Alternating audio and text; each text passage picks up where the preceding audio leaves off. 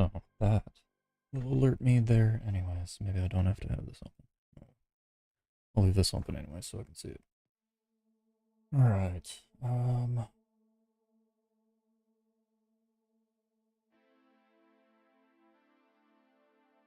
So we'll snooze this first ad break.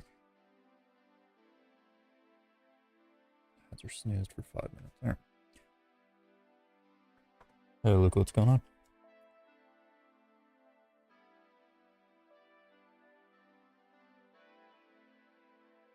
I need to rename this.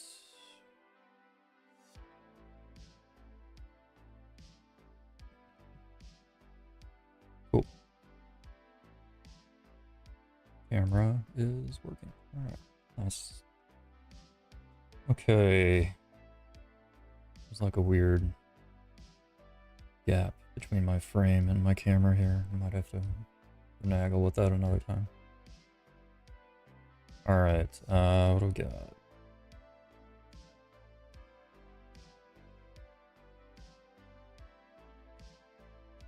I'm going to pull up.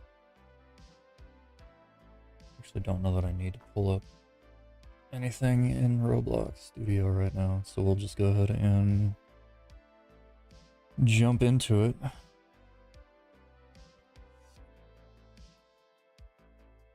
So you being, I think, the only one here right now. As I mentioned, I'm gonna go over the thing here. Could probably make this bigger.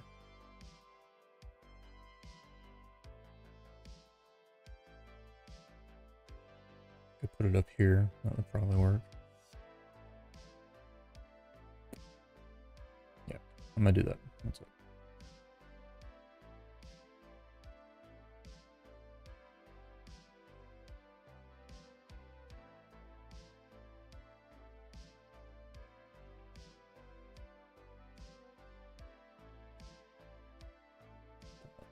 Should work.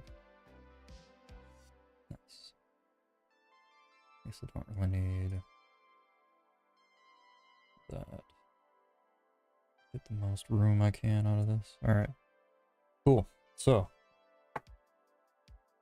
here we go. Then I can't see chat very well though. The way that I have this set up. Lame. Alright, we'll leave it like that.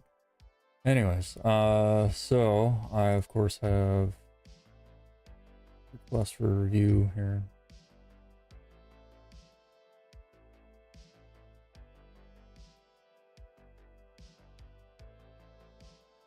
I do kind of want to wait for other people in case they want to see how this works, but I don't even know like how many people are on right now.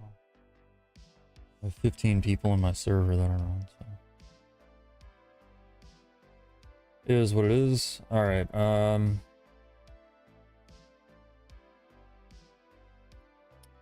change browsers like all the time, just trying to find like a good balance of performance and features.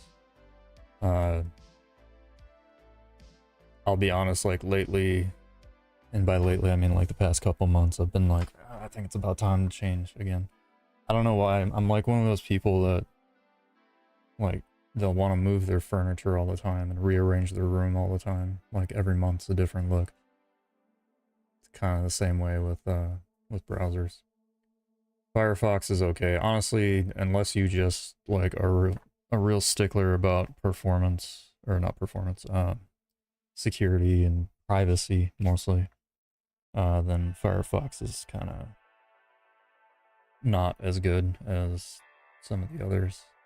Chrome's too resource hungry. Otherwise it does technically perform better than most of the others. Edge is actually Chromium based, so it's got a lot of good features of Chrome, including all the extension support and stuff. It has some other built-in features that I have liked in the past. I don't know how much I've used them recently. Personally, I think Opera is my favorite. Opera GX specifically, but I've been playing around with a bunch of different ones. So. Alright, So we have an ad in less than 5 minutes because I'm an affiliate now and I have to deal with ads.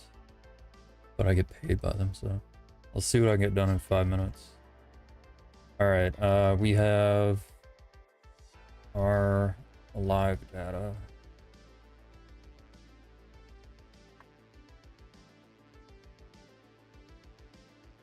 I took a nap earlier, I shouldn't be this tired. Okay. 24 files changed. What do we got? State manager. Character data manager.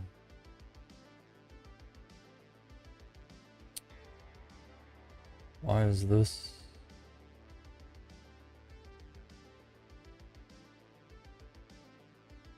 Interesting. Okay. I didn't realize I had an issue in there.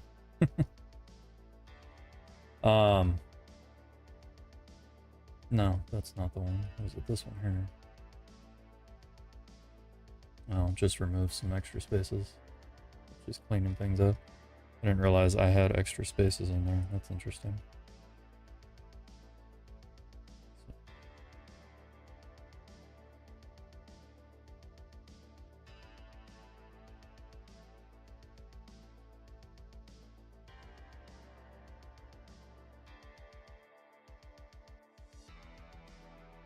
Huh, so I do. Fascinating. Alright, anyways.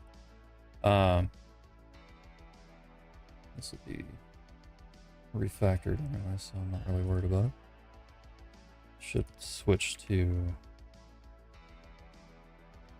It's like, come on, terminal. Switch back over to master here. Alright, so let's take a look at what we got otherwise.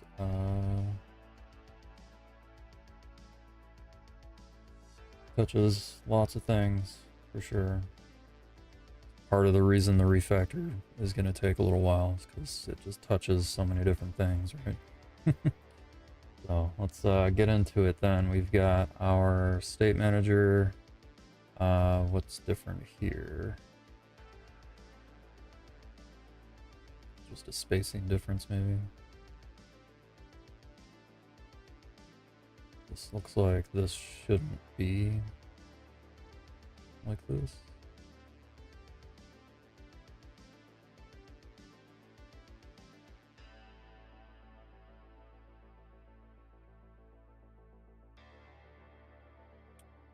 That took a while. Okay, it's not.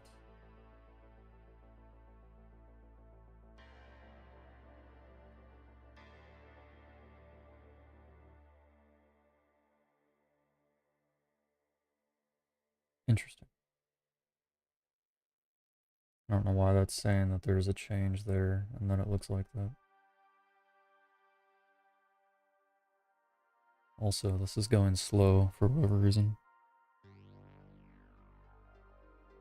Doesn't appear to be my internet, so... It's GitHub being slow, I guess. Oh, okay, no, it's still on the same lines. Just don't understand what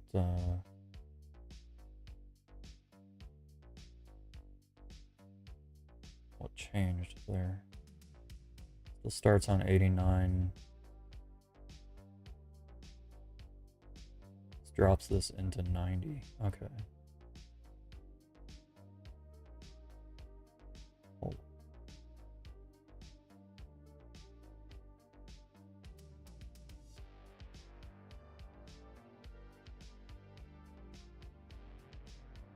Oh, because it was too long. Okay. Much easier to see it that way. Normally I would do these like full screen, but I don't think I have a full screen stream setup on here because giant screen, 4K, all that. Alright, so this is fine. Come on, GitHub. Killing me.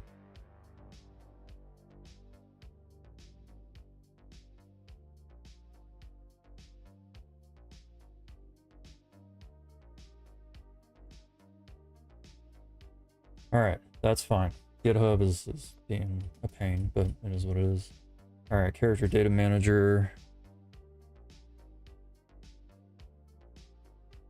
Alright, file tree, we'll get a little better look at these. Trailing comma, good.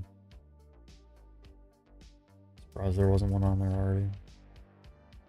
Actually, this is getting refactored anyways. This whole script is part of something I've been working on in the interim here. Alright, so just spreads that out. It's mostly formatting stuff on some of these by the looks of it.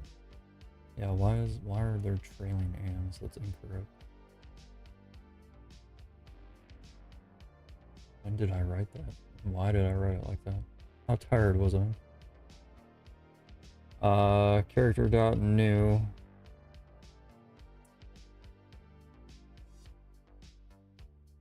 I guess, I mean, you can just call it with the curly braces, but it is what it is. We're in an ad right now.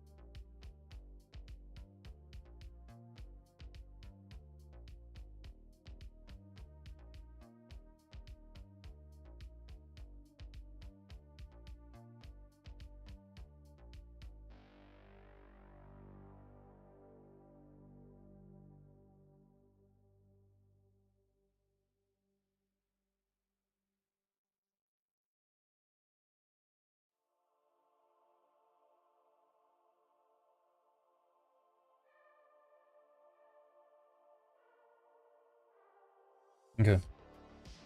Good old ads. I gotta keep my eye out on those. Know when they actually happen. Alright.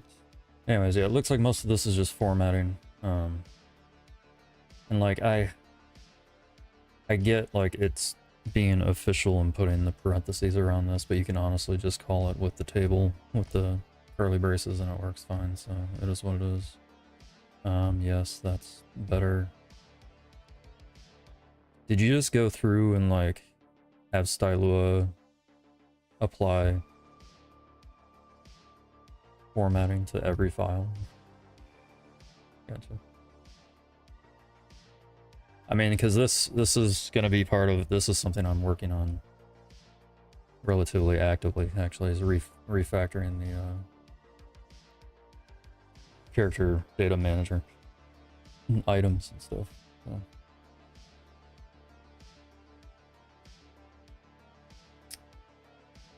Yeah, this can be fixed just by doing string interpolation, I think.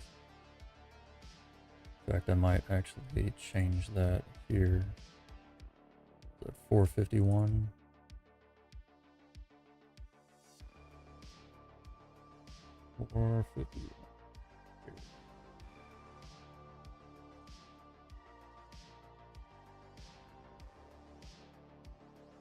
Oh, because this isn't on the thing. What branch was this?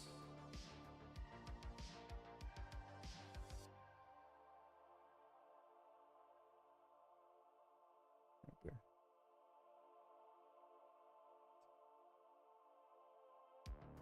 Yeah. Okay. Well, is this gonna make me scroll all the way back down here?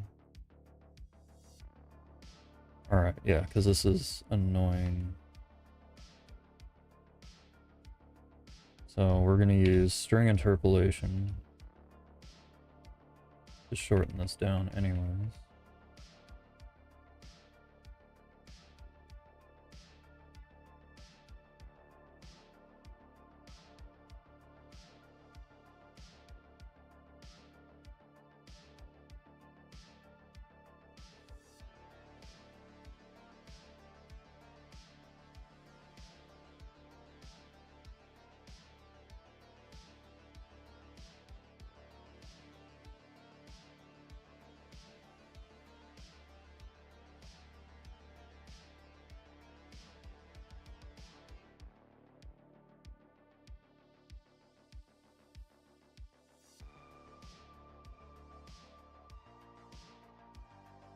a little long maybe, but sure that's definitely over 100 columns, but still, it reads better now anyways. Alright, we are going to just commit this directly here.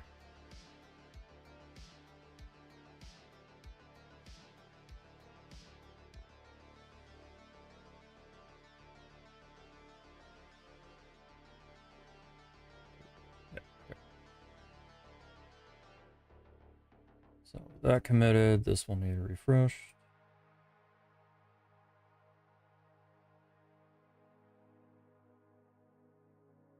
I think that's it for this one, right? Yeah. Okay. That one is viewed. My specific module, you know, just makes my face. Combat manager. Interesting. It's strange because I'm pretty sure like I'm using, I guess I don't control S enough when I'm done working on files. I need to be better about that.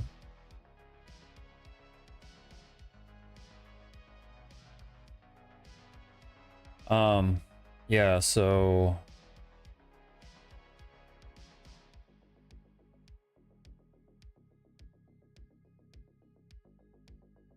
I guess this is fine. I was just thinking like we could put that in the shared constants folder, but it's not something that needs to be accessed by anything other than the dungeon system, which is all server side anyway, so that's fine. The to-do movement there is fine, is what it is.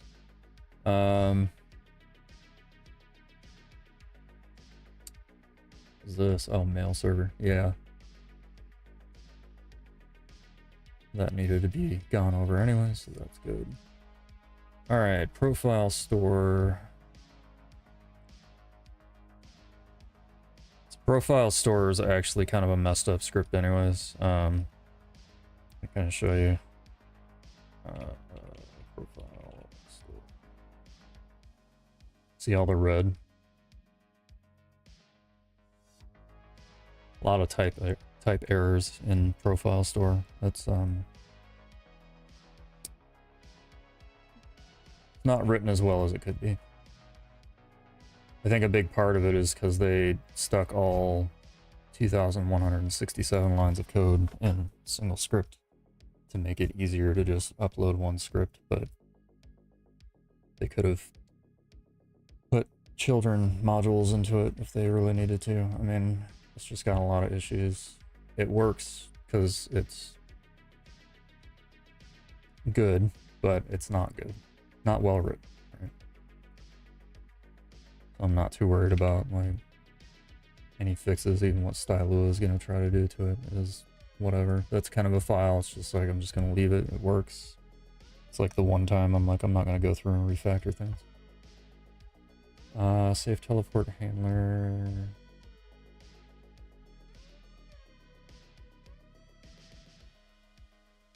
Looks like it's messing with the indentation, but the indentation is fine. It's exactly the same, so it's very strange.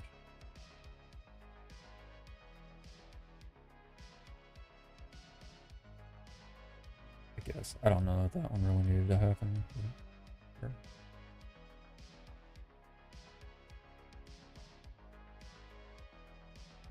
Anyways. What else we got? NPC controller. Okay.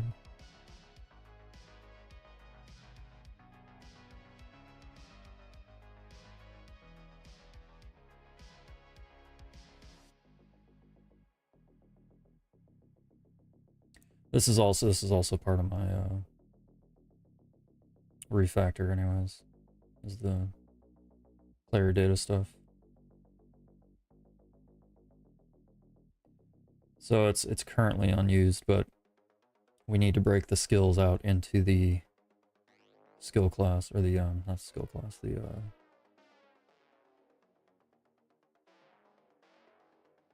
skill component. What's up, Reek?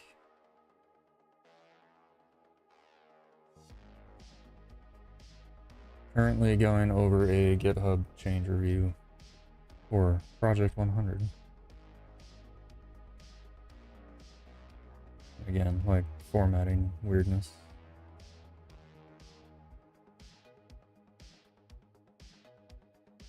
None of this really matters. All this character added stuff here, like the giving armor and weapons, that's all for testing. Because we're just giving items that we have so we can test them in the inventory and equipping them and all that kind of stuff. Most of this is actually going to be removed. It should technically be put in the player overrides section because that's technically what it is, but it's all part of the player added. That works.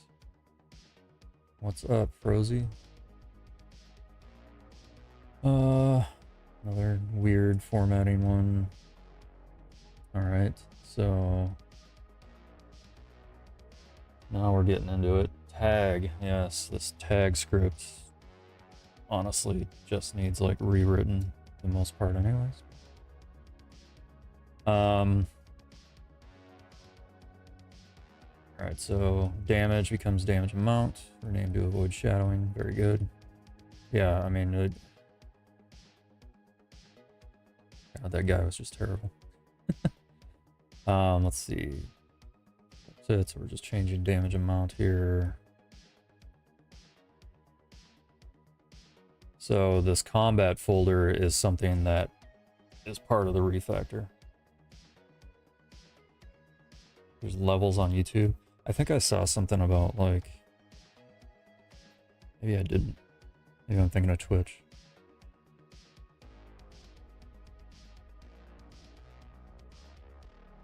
I'll have to look into that. Yeah, so like this is something that needs refactored because the whole, like this alive data. So Luca, this is actually what we were talking about. So we want to technically get rid of the alive data folder. Like that shouldn't exist anymore. Especially because like for the most part, a lot of what he was doing was creating instances to basically act as a state. So like, you know, 60 seconds later, this folder that he creates, this instance that he creates, is being cleaned up by debris service. So we don't actually want that. We want to instead just use either attributes or data values for it. So yeah, folder driven development. Exactly. Okay, I see what the levels are now. Yeah.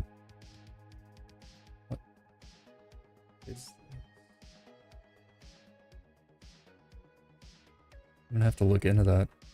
I didn't get like any notification about like experience or anything for levels on YouTube, so that's interesting. Yeah, I can view top fans, how much experience you have. Top fans and XP, what's the leaderboard place for fans to stand out in the community? Top 3 get special badges in live chat. Resets over stream, so you can always try again. Collect experience points or XP by sending live chat messages, send super chats and super stickers. Huh. Cool. Folder driven development. Yeah. Terrible, terrible way of doing it. Obviously, it's using resources to create these instances, and then if you have something that's trying to check the instance before it's finished being parented or anything like that, right? There is a small amount of time before this and this. So there's issues that can come from that. Rare issues, but there are issues. You don't want to do that. It's just a really bad time. So we want to redo that. So this is cleaned up, but it's not actually finished.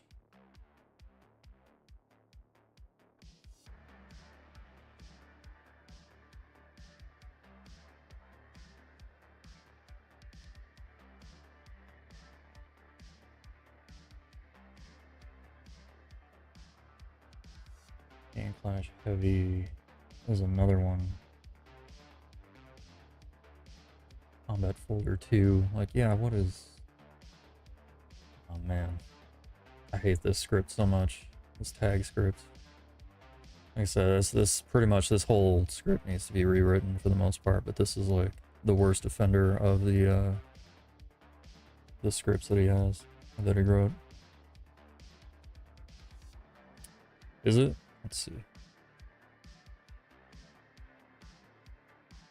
Body velocity is deprecated, yes.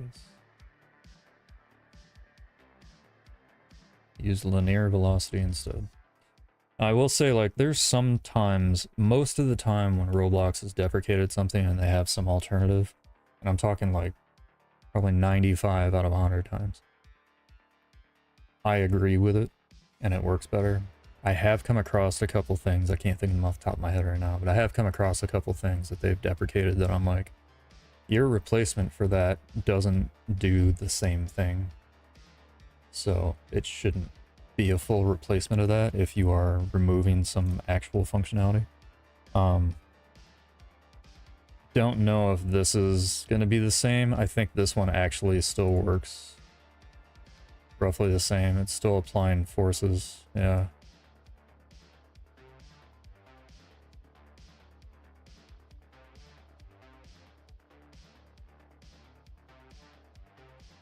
So this one probably would be fine to switch over to the less deprecated one, but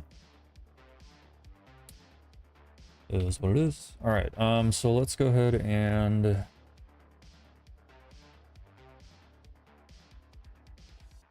like the cleanup that you did on here is only part of it, so we're gonna need to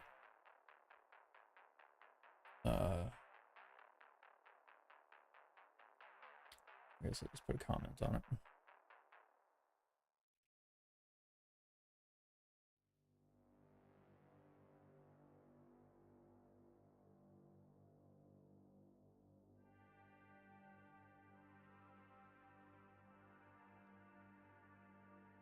You know what? I like folder driven development.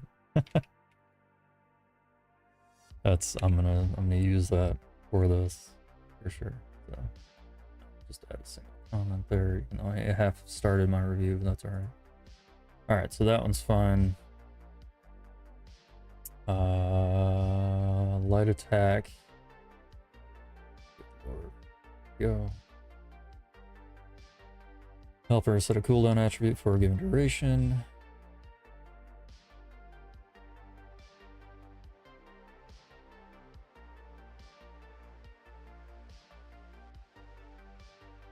Perfect. So like right here, you're no longer using a live data. You're using an attribute, which is great.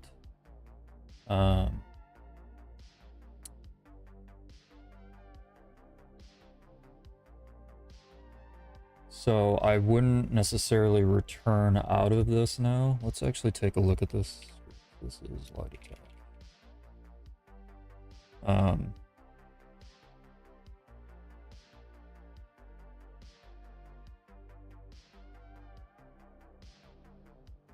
This was 8. Okay, right here.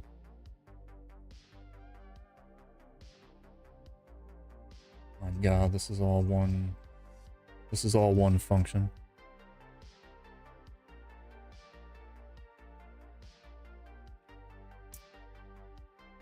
Called activate.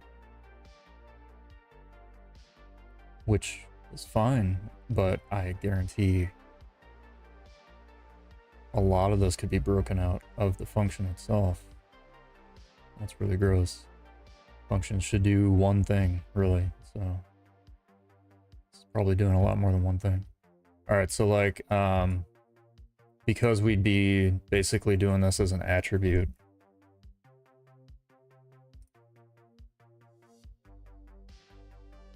you wouldn't want to say if not character get attribute readied, because once that attribute is set to anything, it's going to be either true or false.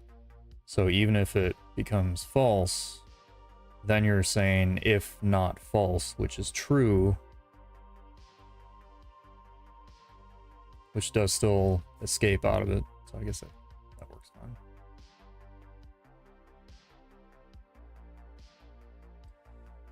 Without, like, before I looked at it as a whole here, because sometimes diffs are a little harder to get the view of it, I was thinking that this was like returning out of something because live data didn't have the thing created, but then I remember that live data is creating folders as temporary state management, which is insane. Yeah. And like, why does this have spaces, right? It doesn't anymore. Very good. Exactly. All right, so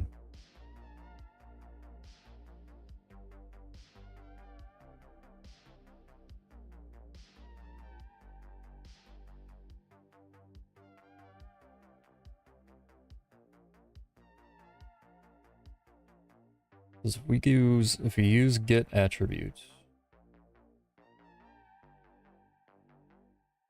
if no attribute has been assigned, nil is returned. Perfect. All right, so that'll work just fine.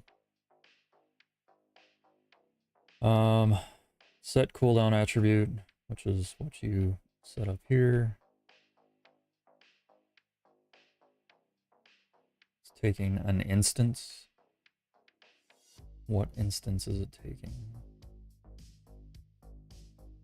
The character. So the character being passed in is almost certainly going to be the character model. So rather than instance, I would actually say model here.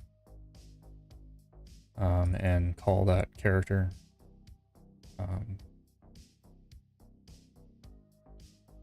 This is...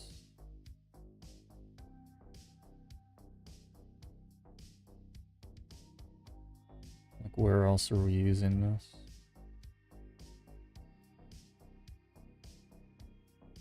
Yeah, it's always taking the character. So yeah, I'd be more explicit about that then. Did that move on me? That's strange.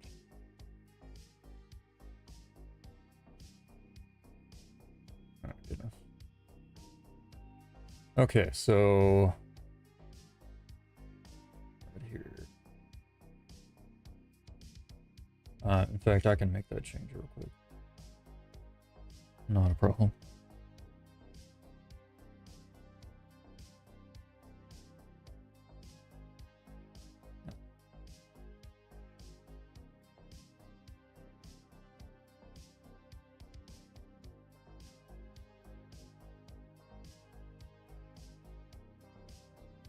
So, character model.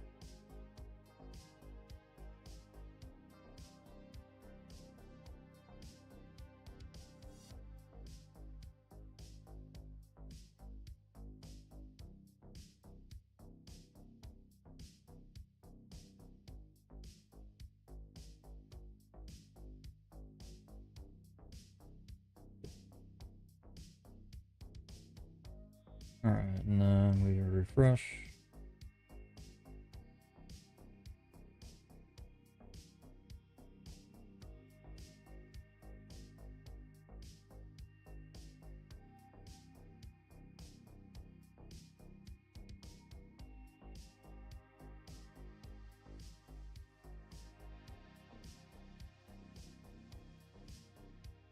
Alright, and then... which actually up at the top of the module, like this should also be type annotated. And like this should be in strict mode to watch how terrible this becomes here. It's not string, it's strict. Oh, it's not as bad as I thought it would be. It's still pretty bad, but it's like an ad is coming in 5 minutes on Twitch. So.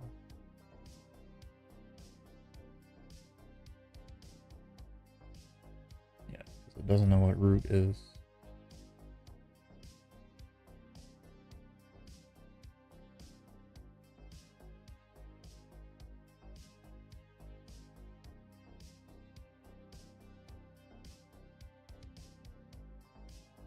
I mean, I guess that's one way to do it. Saving no typing by just putting it on one line doing this. So that's interesting. Let's see if you fix that as well. All right, anyways, what else we got? So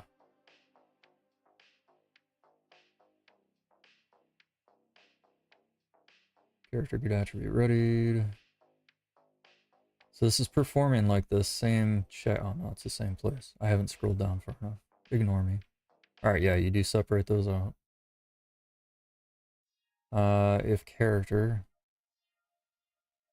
which if not character, like if character should be a check like right up at the top if we're gonna do that.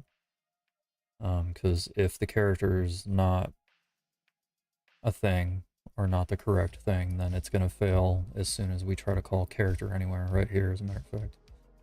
So, what is this stun check? Do we go over that in here? Let's see what stun check is. Module dot check. Returning a single function could just return the function, but here. Also doing it this way instead of function module dot check, whatever. Local to return false. Weird way to do that. Getting the live data, BL, whatever the hell BL is. Table with, looks like different states. If alive data, then for each value in alive data's children, which is also deprecated instead of using get children. If table.find using that value.name and not skill and value.name is light attack. Okay. That's what we're passing the skill in for. Okay. Then return true. Otherwise we're returning false. Fascinating. Alright. This is fascinating to me because even though it's not written very well, they're doing this here, but in their character handler. Like they come down and do like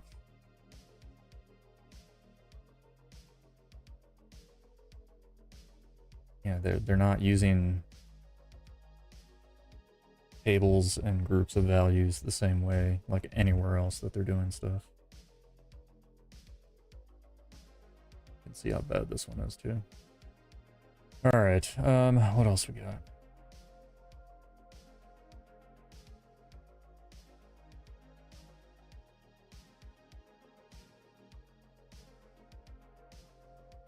They're really, yeah, they were getting alive data again.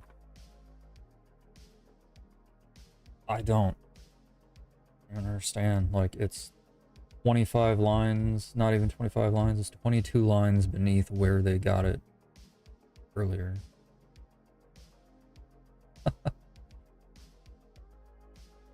Oh, all right.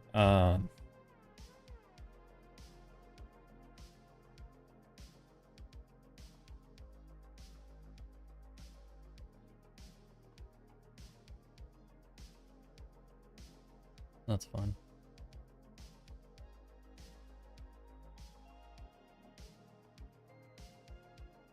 So we have damage is being removed.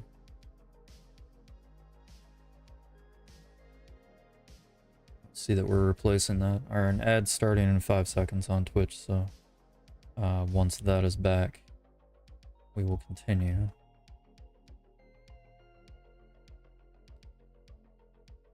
In the meantime, YouTube, I can show you just how terrible this stuff is. So this is a server script, actually, that is parented inside of starter character scripts. And it's 712 lines of, yeah, it's all bad code. 712 lines of not good stuff. And then a child of this is input client. The child of this is this input client script that is a local script. And it is also obviously not good code. Quite bad, actually. So.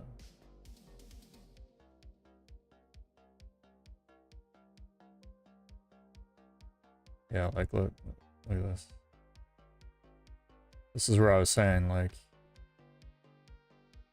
you're using tables in here. You're using this table like this.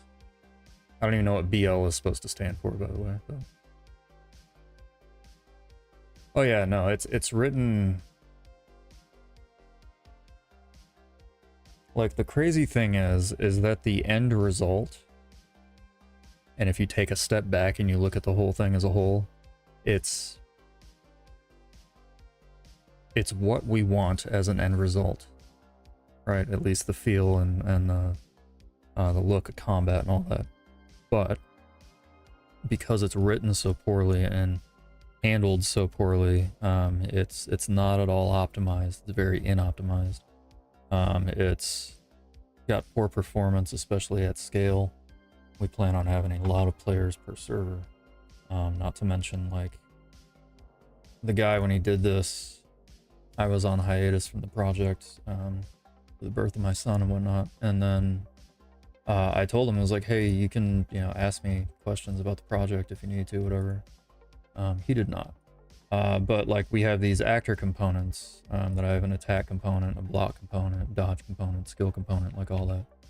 And that's where that should be all kind of placed into, right?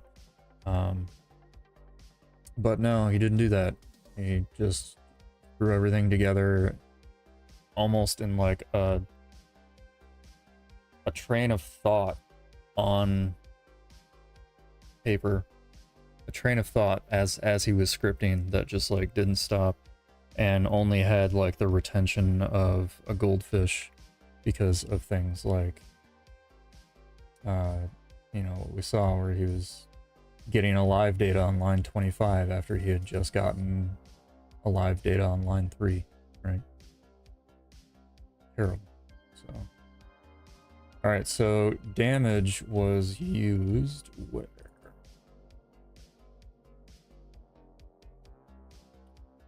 This is the light attack. I can look that up over here, actually. Be a lot easier. Damage. It's used all the way down here. Not. Here it is. All the way down here. Hold on. Give me the full deal. 6 times it's used. So it's defined. Line 42, it's not used until line 274.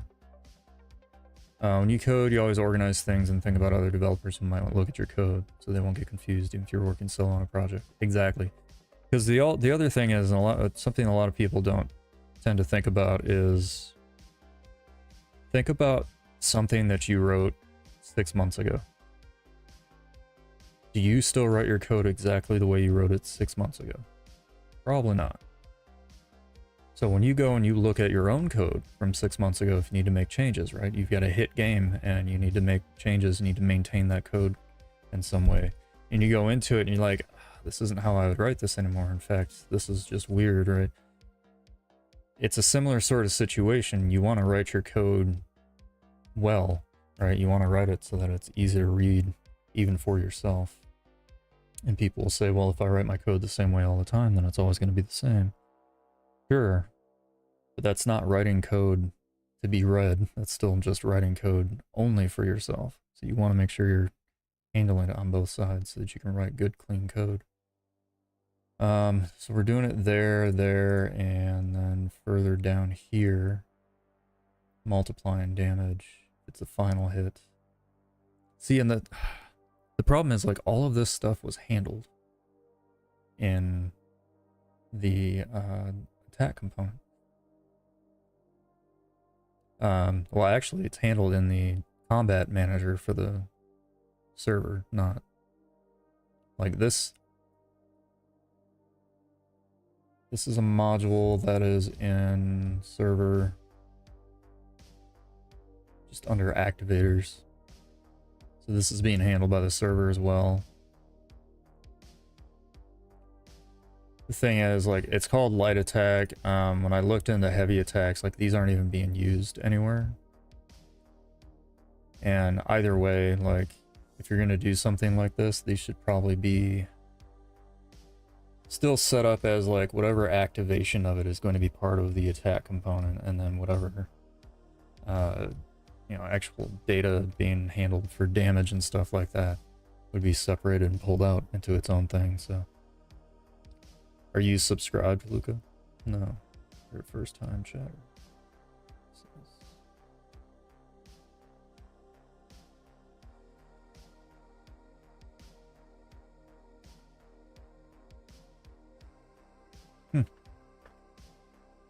Well, it's telling me ads are running, so I mean, not right now, but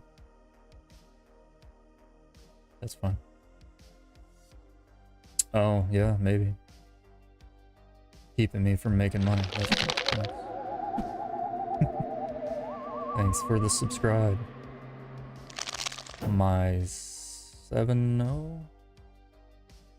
Don't know how to pronounce that exactly. Misto? Is the 7 supposed to be like a T? Or an L? Upside down L? Anyways. Alright, so damage is being used there, so what are we changing that to? Misto, okay. So let's see, like we have it on 274.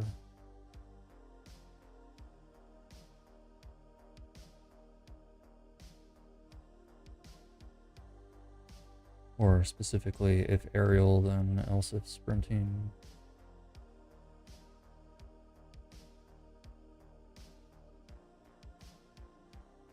It's going to be shortened down is the thing too, so it makes it a little harder to compare apples to apples here. Alright, so we are just below this. Add item for the sound playback, dash attack.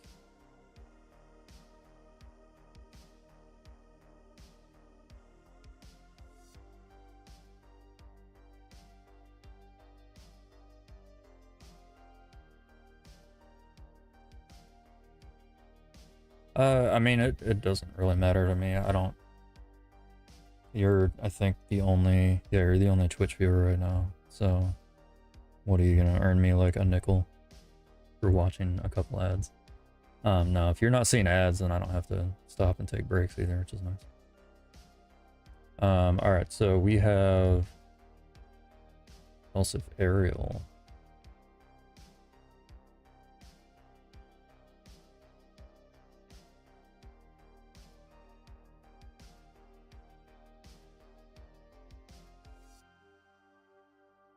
Yeah, no, they're all the services are supposed to be gotten at the top.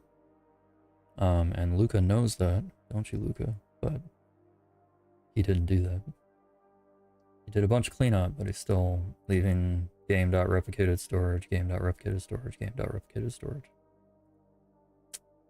Just this.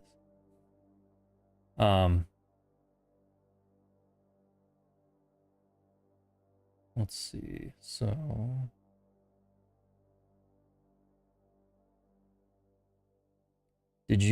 what did you do with the damage value, Luca?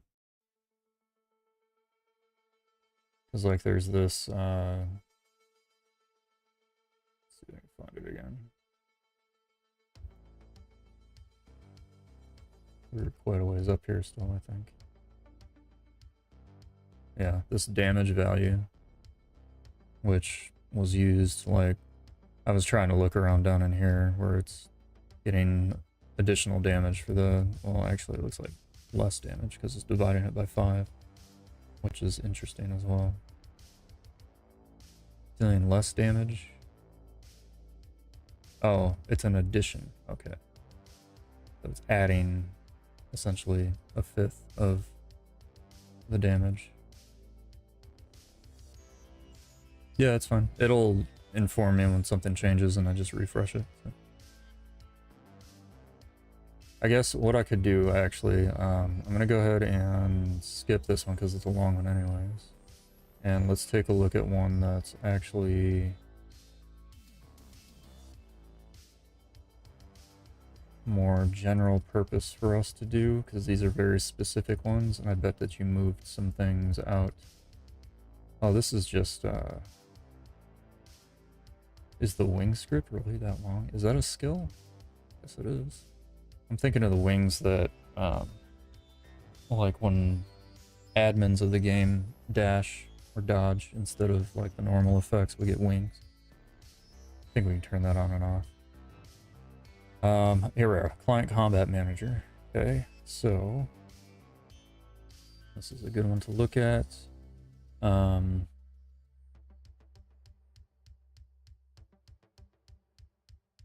We're no longer using debris service.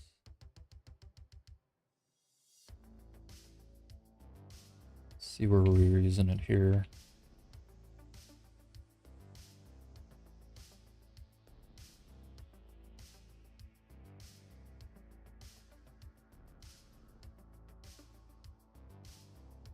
For our effects, we were using it, which makes sense.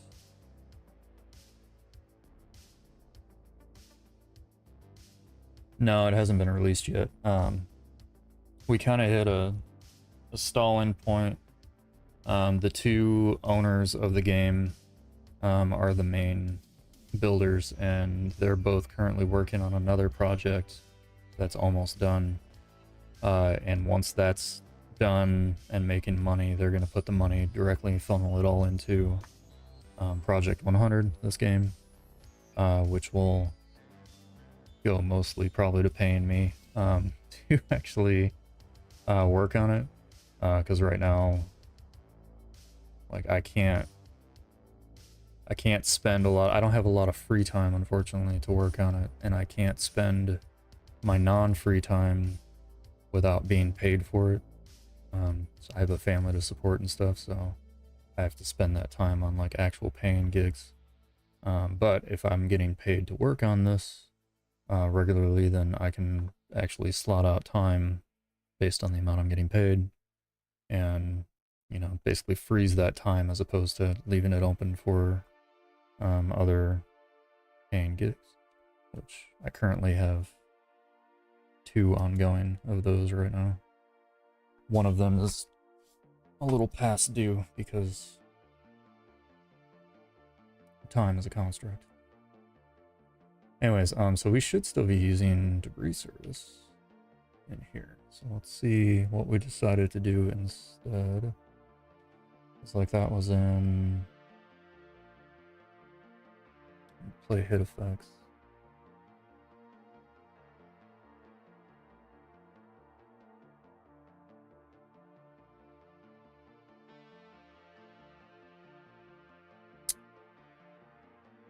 Interesting.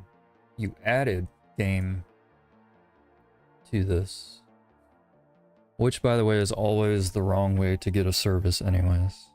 You want to use the get service function. There's reasons behind it. In fact, I might even be able to look that up.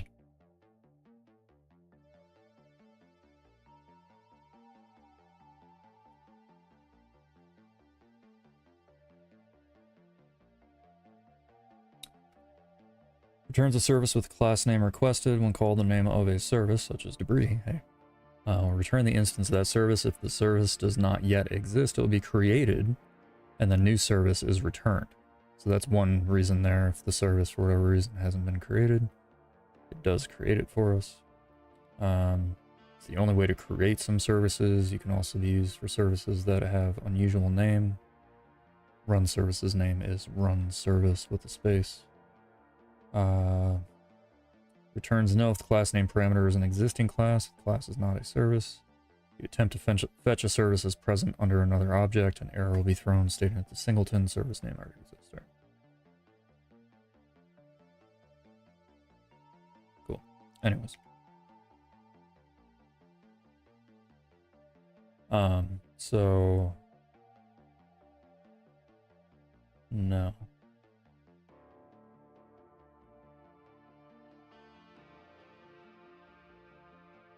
No, I will start an official review here. I don't even have to go through and look at the rest of this. I can see there's going to be some problems because debris service is removed. And we're using game.debris. Your set attributes is the right way to do this. So you at least tackled the...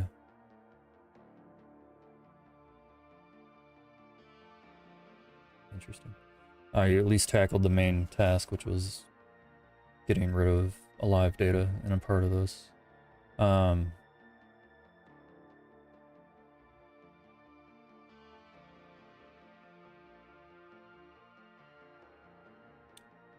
What is going on with this script? Yeah, there is a lot of commented out stuff. We could also... Looks like this needs to be rewritten or updated anyways, but we could also include like the logger, right? We have the logger now that we can pop in here for things like these, or we can actually just leave them on and then they're either going to work or not, depending on if debug is on. But yeah, so that one still needs some work. Damage number handler. Didn't you just went in and did this? You just cleaned up the stuff. Yeah.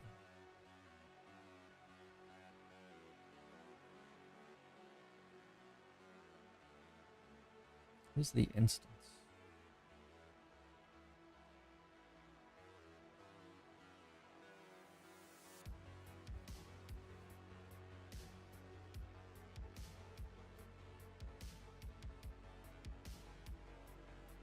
Damage number instance clone.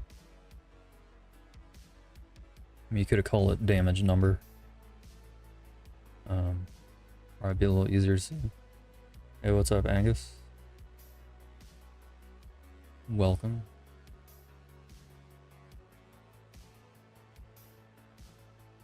Also, removing debris service, getting it properly, and changing it to this.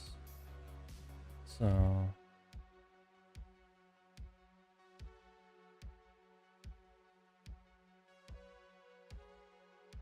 there's an R in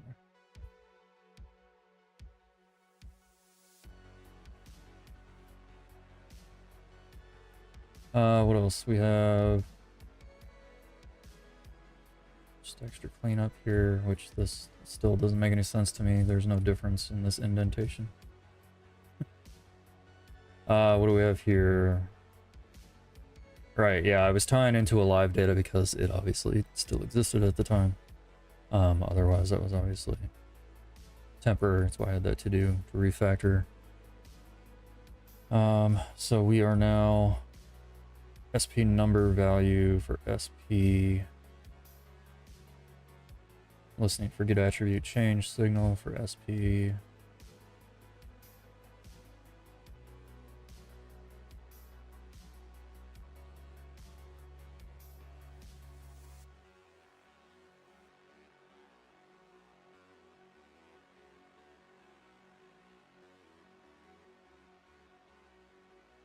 Very good. For some reason my brain was having a hard time reading it. Alright, so same thing, dash count. And just setting that to that, so that's correct. And then the weird thing there, so that one's done. HUD handler, similar situation here. Why are you removing my type annotation on that?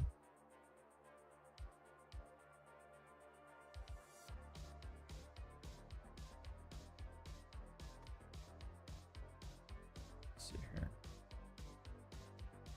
Figure this out.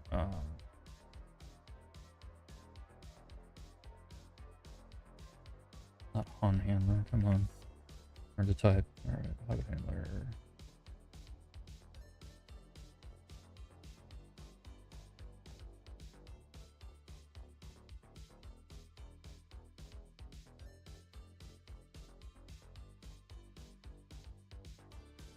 remember getting errors when I was actually writing this, so that's interesting.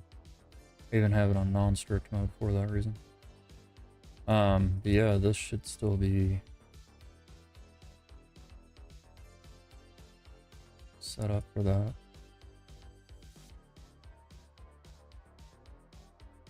I was more like, you know, character loaded wrapper. Like I get all the stuff that's part of character loaded wrapper,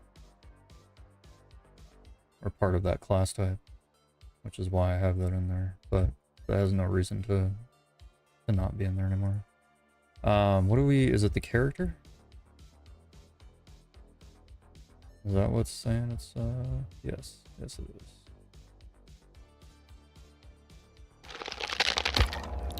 No. Can't be. We're literally just passing it in there.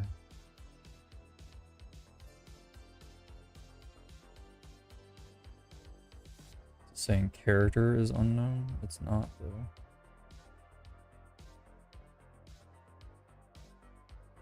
What's up? Welcome to Twitch. So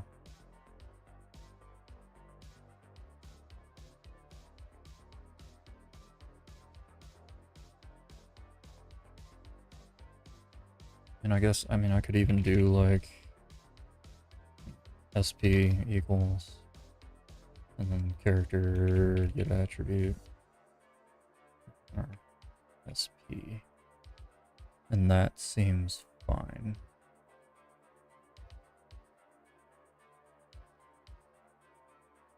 Which would be a number. Oops. Lowercase number. Fill this in with SP, and that works fine.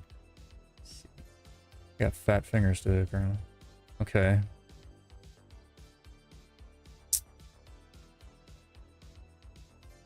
Interesting. I guess because get attribute could return nil. That's what it's getting at, isn't it? Yeah. Unknown or nil. Okay.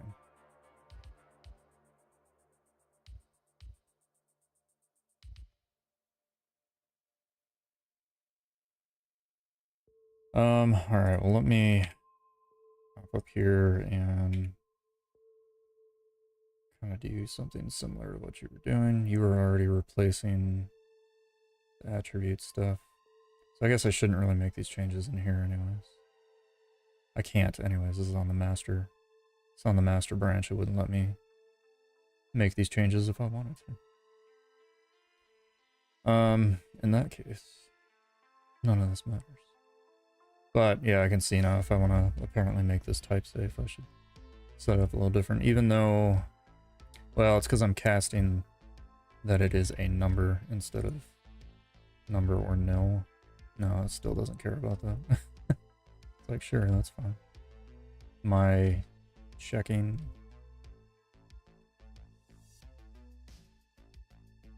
Yeah, I'm not checking if SP is a number or if it exists or anything in there, so that is what it is. Okay. But don't mind sharing how far along is the game at the moment. Roughly what percent is it?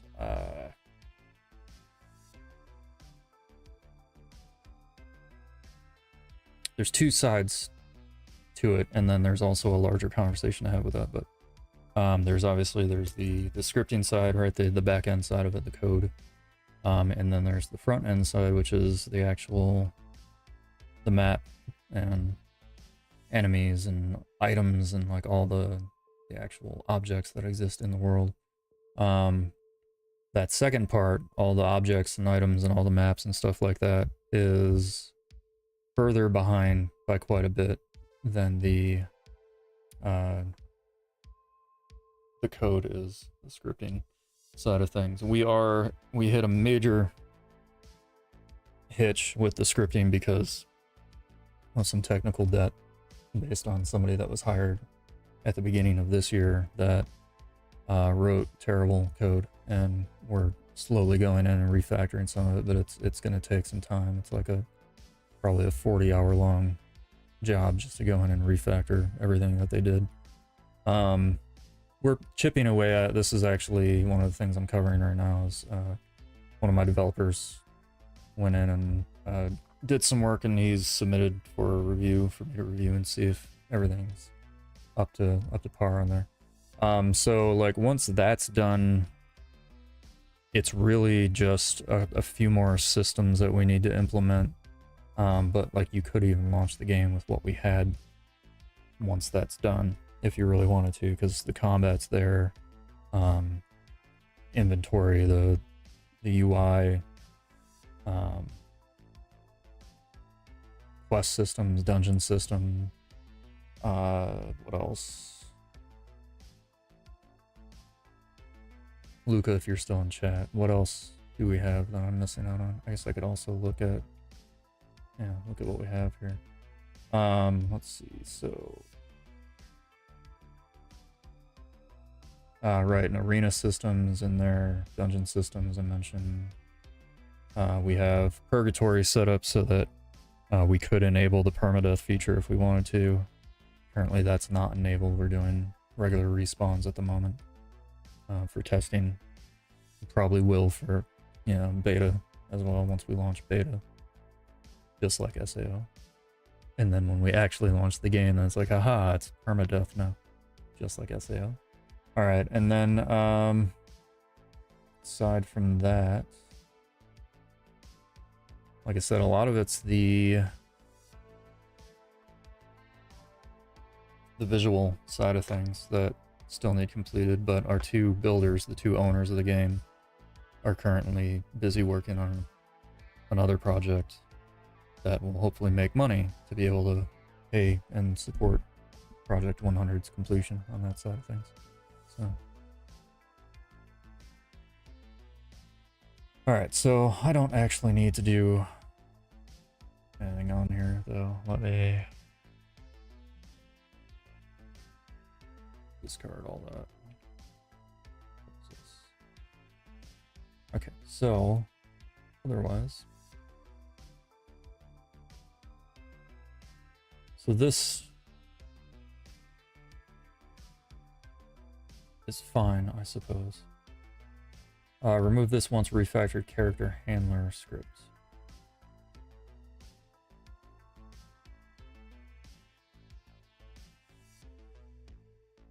But we haven't actually refactored the character handler script all the way, and it's also not being replaced. So games like these usually take a lot of time to develop. I actually tried making a similar game based on SAO, but the twist inspired by Venture Quest Worlds. Yeah, I had somebody paid me a while back for essentially a it almost called a brainstorming session, but I was just picking my years of game development experience brain for developing a Sword Art Online game, and I had to break down to him. I was like, so the first thing you have to get out of your head is making the game that is in the show or in the manga, because that is not a good game. It is written by a manga author who is a fan of MMOs perhaps, but he doesn't know how to design an MMO. And the fact is like a lot of the stuff, a lot of the rules of the game, or a lot of the way that the game is portrayed in the media that it's in, is that it's for narrative purpose, right? It helps the narrative side of things. They do a little bit better in the there's a movie that's basically just following Asuka.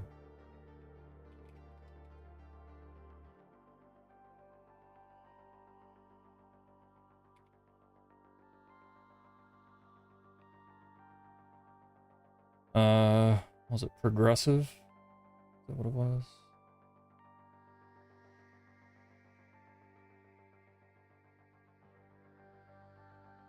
Yeah, so I mean, that's the other side of things, is that it is an MMO, and MMOs take a long time. They take a lot of hands, a lot of bodies to get it all working correctly. It takes a lot of structure because there's a lot of moving parts. And then you have to have a lot of content for an MMO to work, and all of that obviously takes time, money, in some cases. So yeah, MMOs are not good early projects to work on. You always want to work on something a little smaller. Even a lot of RPG games, like open world RPG games, there's a lot involved in that. So we have an ad break in progress on Twitch, but if you're using an ad blocker, apparently that's not a thing. So that's fun. Otherwise, yeah, this is gonna take a while, and the thing is, you know, it's not a trendy game. Like, we're not expecting it to break sales records or anything. We're making the game that we all want to make, that people want to play, right? That's the big thing, is that people will want to play this, and the idea is if we get it out there and we keep it up, like, it's going to be played for longer than some trendy game that does earn a lot of money is gonna be out there for. So all right, so in here we are getting the parry cooldown, updating that. So how are we doing that here?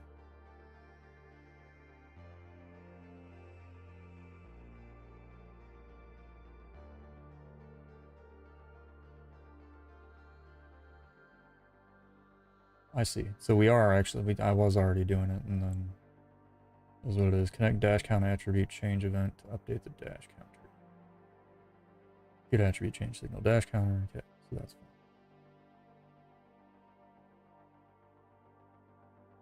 Connecting combat attributes, and that one's already in there too. Cool.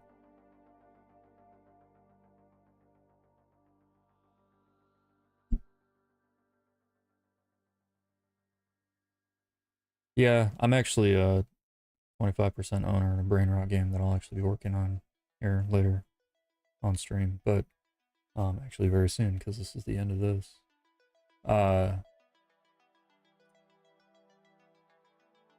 Going to probably finish this because there's just a lot of stuff with these that still need work.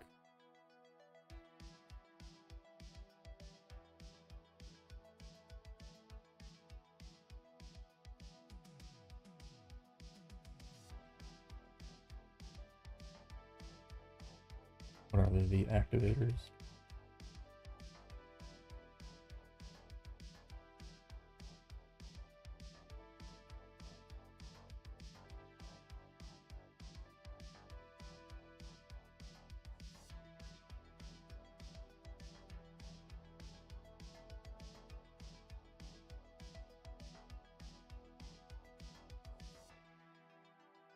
Okay, caps lock, come on now. I really am fat finger typing today, I don't know why. Release tonight, man. The goal is to eliminate the live data. What do we call it? Folder-based development.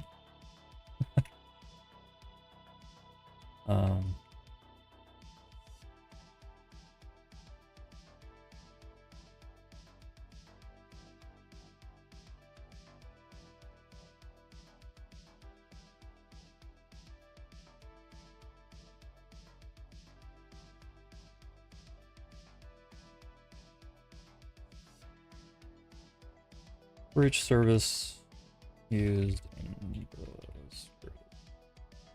Cool.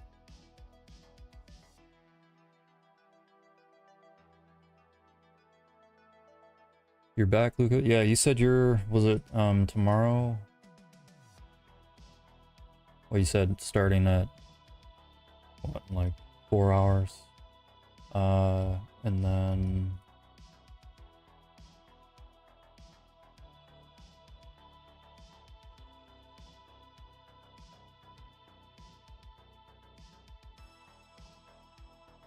are you gone for 10 days? Okay, you're gone for 9 days after. Okay. So I'll see what I can do on it too, but otherwise. Cool. So let's go and work on a brain rot game.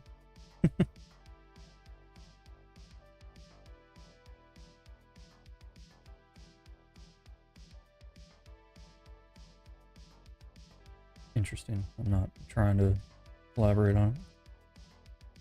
Plan to release 2 games soon. One that's inspired by BitLife, hopefully the algorithm. Wow, there's some issues.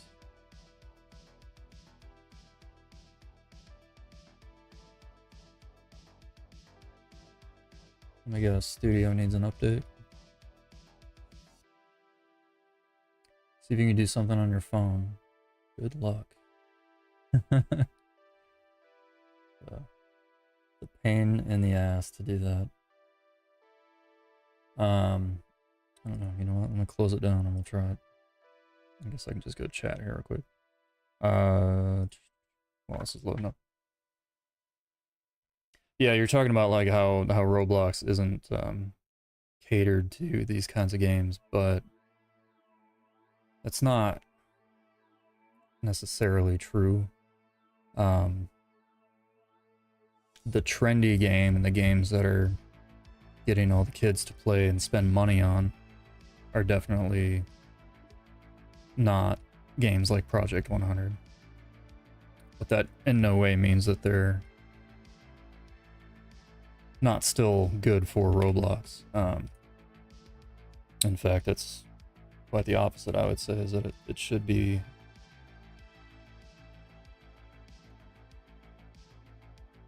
I would say you're never gonna find like the really good games at the top of the algorithm anyways. And by good games, I mean games that people have put a lot of time into, that you can get a lot of play out of, that they're really full-fledged games for the most part, right? Tower defense games are doing good. Well, see, and that's the thing, is that there's kind of this rush of almost, you'd say, casual games being pushed up right now in Roblox, and that's fine, and part of that is because that's what's making money, so that's where developers are focusing on. That doesn't mean that that's where Roblox as a platform is technically focusing on. Roblox doesn't focus on things as a platform, they just focus on games, right? So it just entirely depends. If you're going to develop a game right now, it just depends on what your motivation is. Do you want to make money? Then follow the trends, right? If you want to make a game that you're proud of, not that you can't be proud of a game that makes money, but if you want to make a game that you're proud of, and not that a game that you are proud of won't make money, but take the other route. It's very similar to, do you want to be an indie developer, or do you want to go work for a AAA studio, right? If I go and I work for EA or something, or Ubisoft, well, I wouldn't work for Ubisoft, they're not in a good place right now. But some AAA developer, if I want to go work for them, I don't have the creative control necessarily to make the game that I would want to make, or to make the choices that I would make. I'm at the whims of the corporate overlords that want to make the money, right? So a lot of the decisions for those games are made with money in mind. Versus working for an indie developer, where there's a lot more artistry involved, and there's a lot more motivation of making a game for players, right? Or for themselves even. Sorry. So it's a very, very similar thing in Roblox. So people tend to not relate Roblox to regular game development, but it's really very much the same thing. So in here, I am basically refactoring our, it's supposed to be the data, basically the data store wrapper, right? That just triggers setting up profile service, and like when a player's added, creating their profile or pulling in their profile from the data store, and then from the profile store, and then assigning it to their session profile with the data manager. And that's really it, right? And then when they leave, obviously save the data back up, handle session locking as well, which is all part of profile service or profile store. But the person that wrote this is still relatively new with scripting. In fact, he worked on Project 100 for a little while, and I kind of mentored him a little bit, and he hired me for a commission for this game. And then their scripter, their main scripter, is leaving. He has to go to the military, I think. He has to go do military service. So they needed a new scripter, and So they suggested me, and now I'm 25% owner in it. So. Yay. And it's a brain rot game. It is actively making money. We just pushed out an update on Sunday. It's the first one that I was part of. And now I'm going through and trying to kind of clean up and fix their data manager, or their data script. So that's the fun part I'm doing right now. Most of this will probably be just done in VS Code. There's not really much to show over here. I mean, it's literally all, I'm just kind of going through the script and making script changes, code changes. So if you're hoping for, I don't know, any of the weirdness from this game, you're not really going to get much of it. The Brain Rot RNG is this game, by the way. Yes, I will connect to this. All right. Anyways, go and zoom this in for everybody as well, so you can see it, if you can see it. I feel like chat's kind of small for you guys.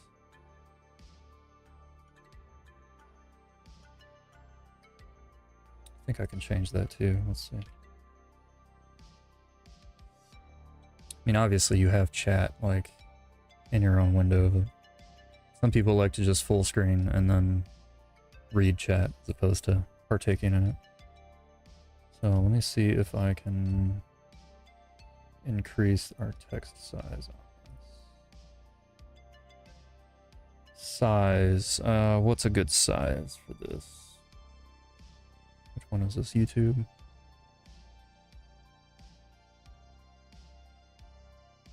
It's 20 too big. 20 is pretty good.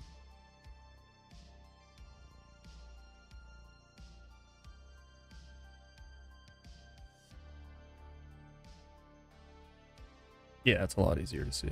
All right. Give me a second. Let me go ahead and set that up for the other ones as well.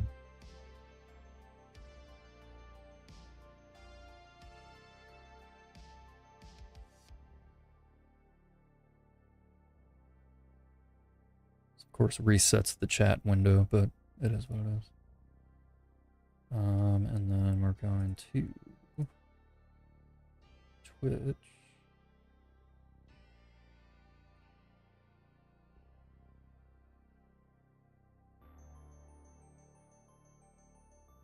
Set that to 20, save.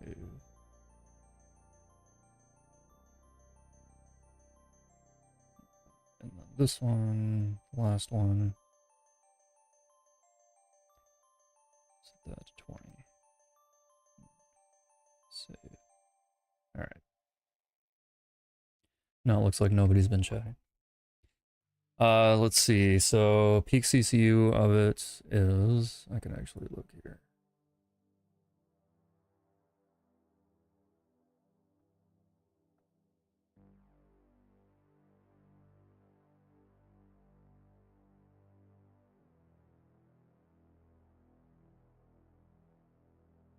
Right now it has 215 players in it.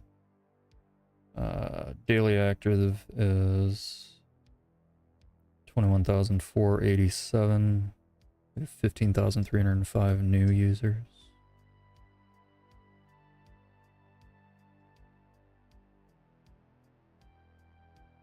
That's just from that, but let's see.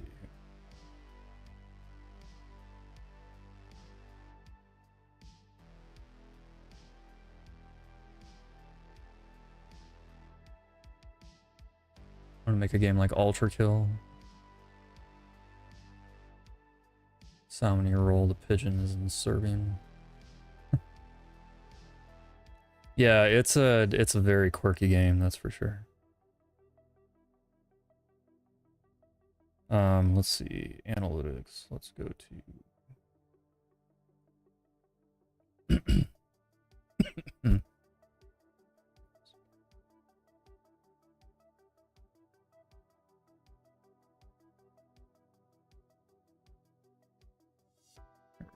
engagement. Why is this off? Okay. Let's see. So, for example, our peak looks like it was 85,339.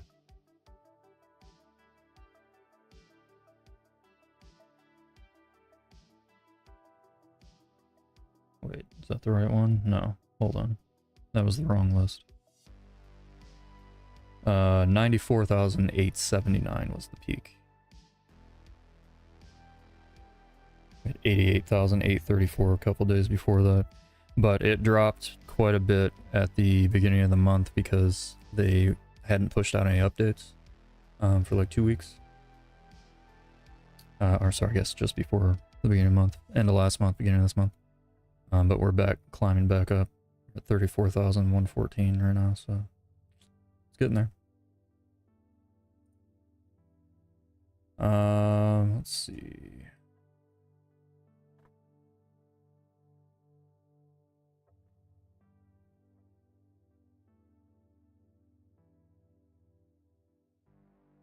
All right, yeah, leader stats being set up. All right, next thing, so this equip frame, this is actually from the server, and they're handling setting GUI stuff.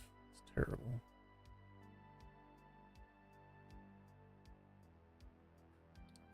Interesting.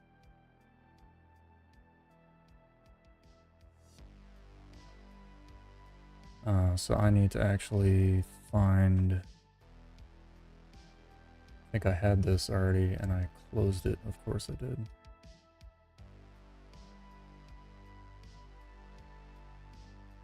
Oh, it's in the starter GUI.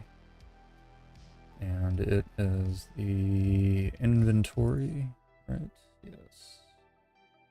Inventory client. So actually, yeah, we are using this one here. Hey, what's up? Solvexus. So for this, I need the... Did I create?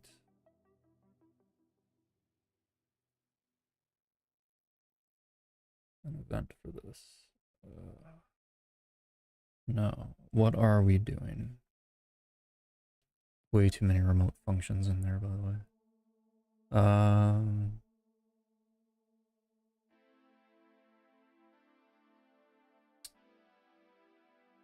Upgrading the next upgrade price. Updating the next upgrade price. So we're gonna go and do a new event here. Let's call it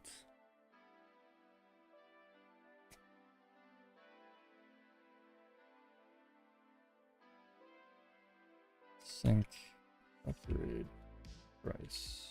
Probably fine. And we'll just add that in here.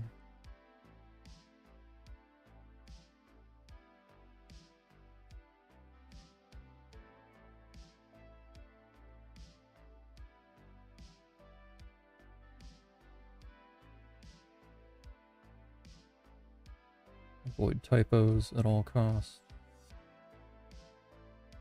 And then basically down here, then.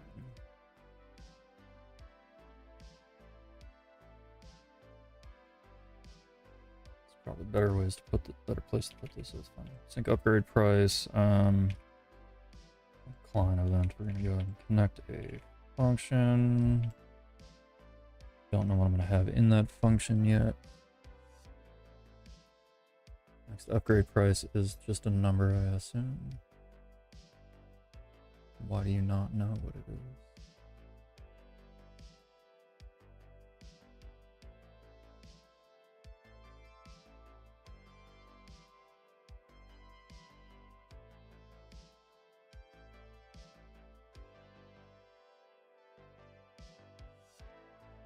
Oh, because profile doesn't exist yet. Okay, so let me go ahead and get this side of it set up then.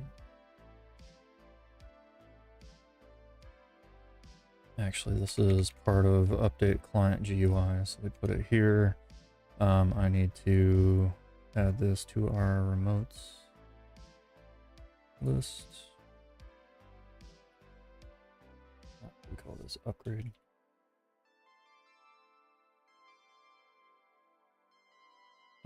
This is assets and inventory. Events, and then sync upgrade price.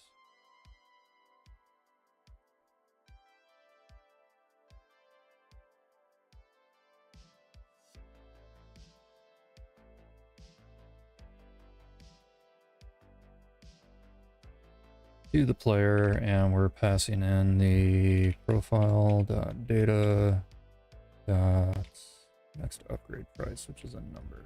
Okay. Pretty sure it was, just want to make %. All right, so this is next upgrade price. It's a number. And we are setting the equip frame text. So let's take a look at that. We have the equip button, which is equip frame dot upgrade. All right, this is an inventory mainframe equip frame.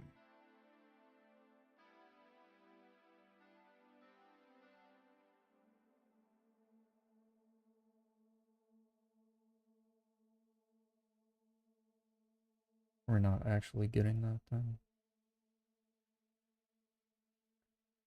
Let's see.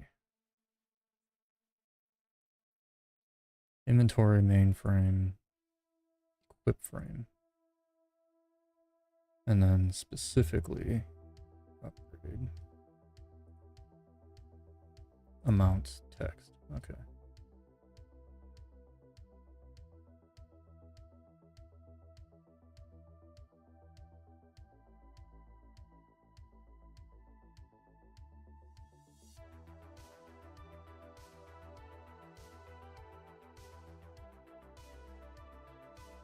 We have the equip frame. We're just going to go ahead and there's the upgrade button. Okay, I found it now. All right, so upgrade button. Upgrade button dot amount dot text is going to be just the number, right? Yep. Just the next upgrade price. Done. Okay. I need to make a note for myself somewhere.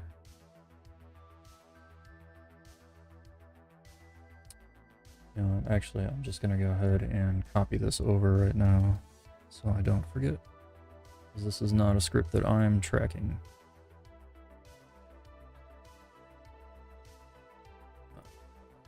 Pull up the actual game, not the dev version here.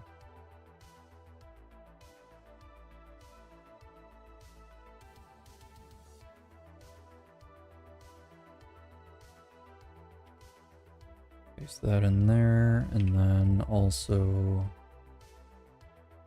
gotta get the event as well.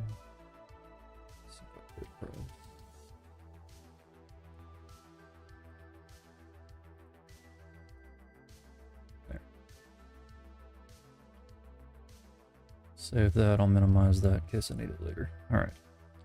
Anyway, so that takes care of that mistake. What else do we got here? Oh, more player GUI stuff. Cool. Okay, the role GUI, huh? See where that's at.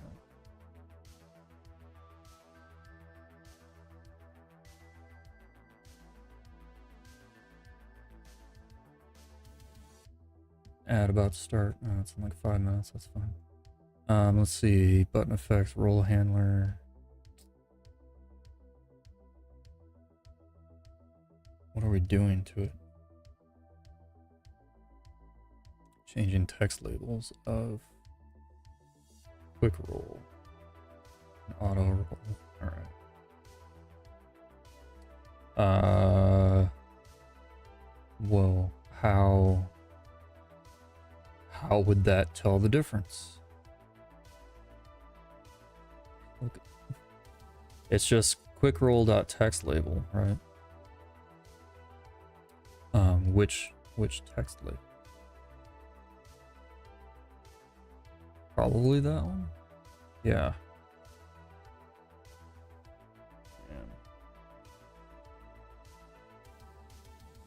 Okay, so that's designed very poorly and needs to be fixed. And makes me scared for other. See, they named the other ones. All right. So I need to find out if these text labels are being used anywhere else, though. Delete after. So let's just find text label. So we have keep button warning, which is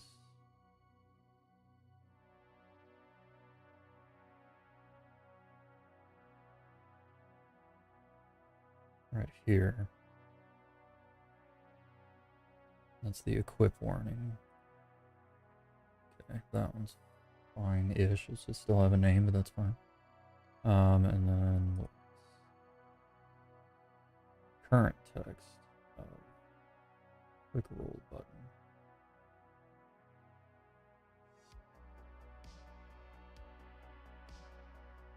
So it's just quick roll. That's this one. Okay, so this one is also part of the problem. Mouse button, one click. What? Wait, why are we even? Oh, I see. So this is doing the same thing. So this is also a place that I would change this at then. Or if I find out that the other text label isn't being used, I'll just rename that text label. It takes care of both of them at the same time, essentially. And then this one, the auto roll enabled, same thing. So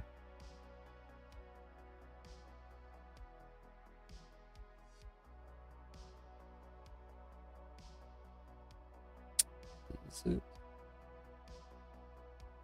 So this one's auto roll, which is auto roll.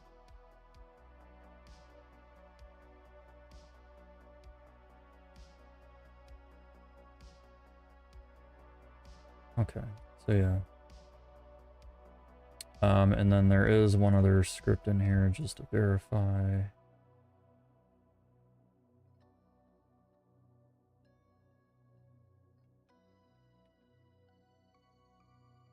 Yeah, okay, so we're fine. So in that case, I can just rename the other one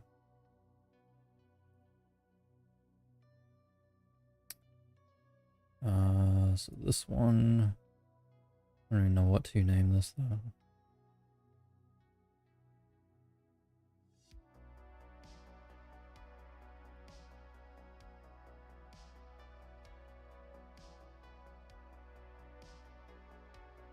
Game pass required. This one was what? Group join required.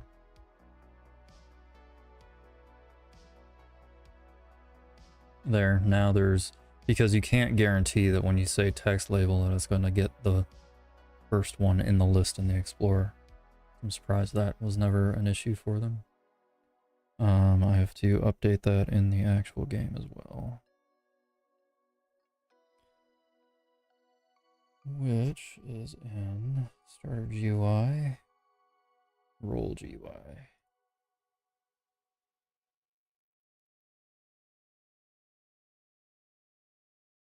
Auto roll, quick roll. Go ahead. Copy the name of that. That. Copy the name of that and rename that.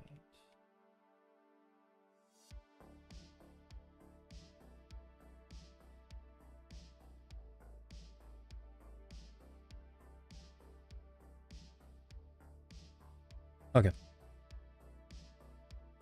What else?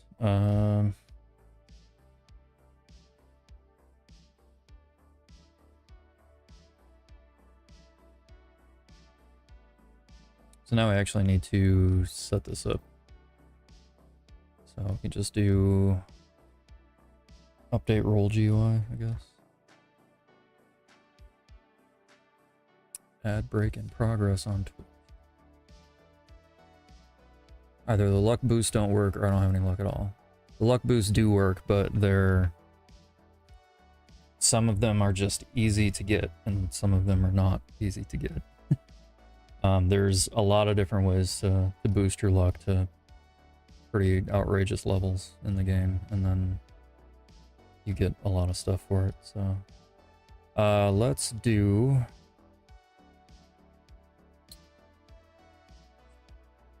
probably an RNG event, technically. It's not. I hate that they have their events all separated out like this instead of a remotes folder and then separate out your remotes in different sections if you need to at that point. Put all of your remote events in the same place. Let's see. So this is technically role stuff, but got 1900% luck boost and still got a 1 in 5. It's a 1 in 5 chance to get it regardless, right? So it's still a common thing to get. You just had a better chance at getting something better.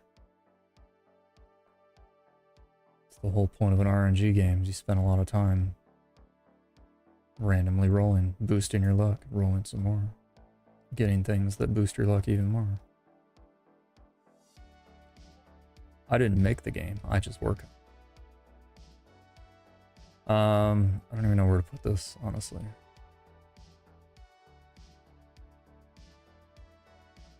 Really just want to change it, but I can't. So for this, I am going to just drop it into here, I guess.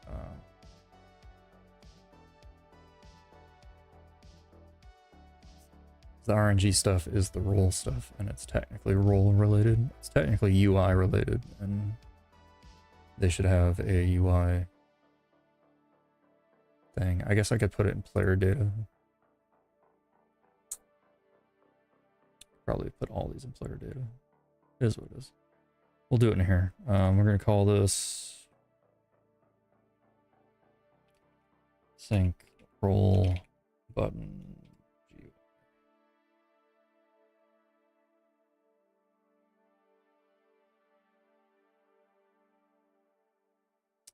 So over here, we will add that to our remotes.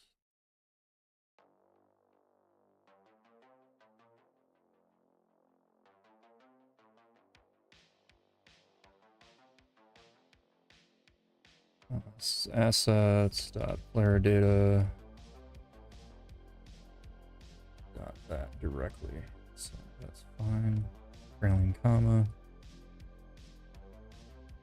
Back down here now.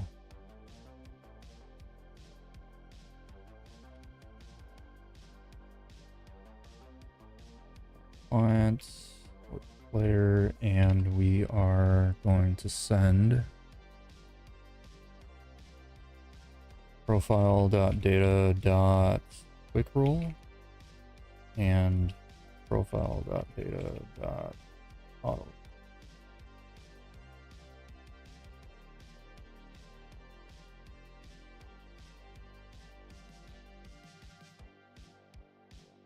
And then over in Studio, now we get to mess with this, I guess.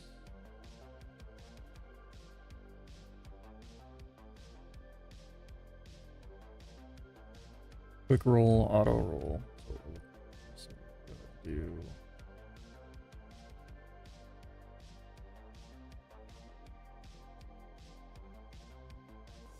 need to add the remote function actually. Oh, guys. Okay, yeah, they are storing them all in RNG. Fine, I'll move mine. I guess I could have just looked at that in the first place.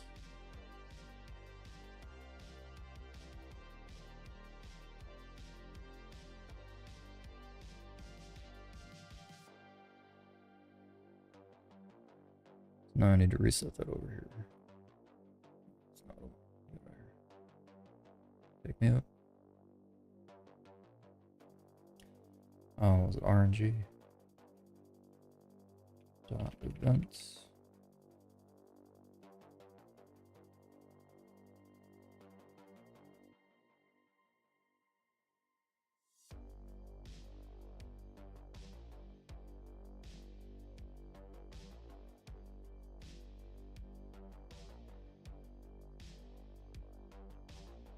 I mean, how hard is this?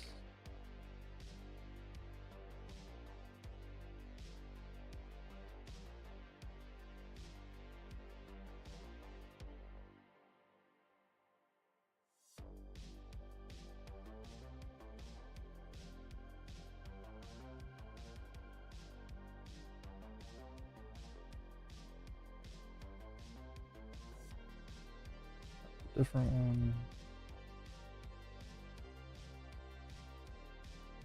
This is a different one as well. This is a different one as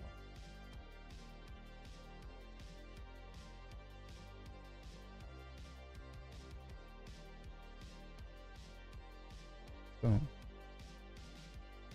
Much cleaner that is. And then I'll bundle these up like that. Could also get inventory or whatever, that's fine. Drop that down there, and then here we'll do events, wait for child, and why are these all lowercase? It's weird. Is what it is. All right, so now we have this. I'll just drop it right here. Well, where are we doing the other events? I guess is these are technically events as well.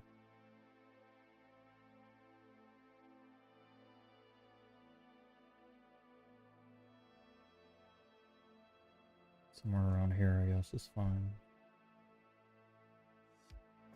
On client event, connect function that contains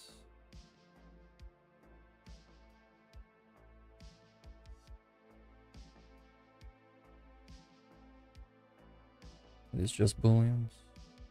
Yeah. We're gonna say quick roll, boolean, and auto roll.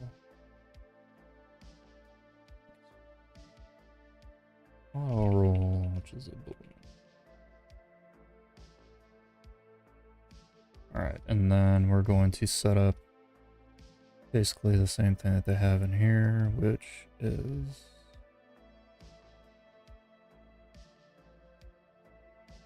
they're also using the Lua style instead of the Luau style. So that's the thing. So we need the text labels.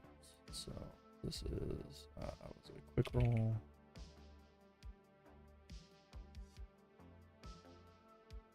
Quick roll button. Now I need to make sure that's correct. Again. Quick roll button is UI, yeah, and then auto roll button. So I need to use different names for these because that could be a thing. Also,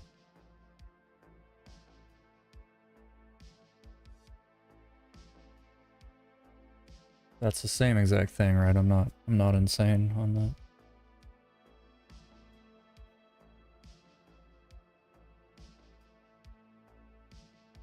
Or am I insane?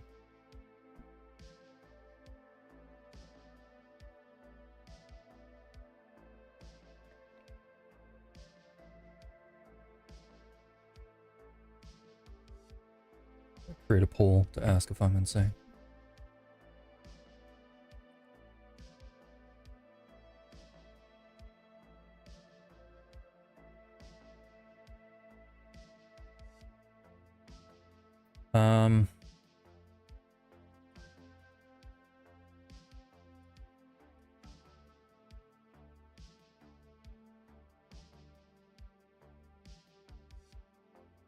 used. They're exactly the same. So where is this being used?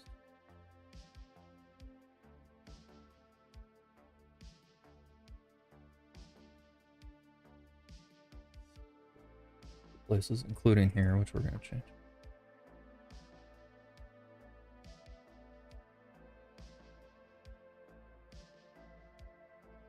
The Boolean, it should be is quick roll anyway.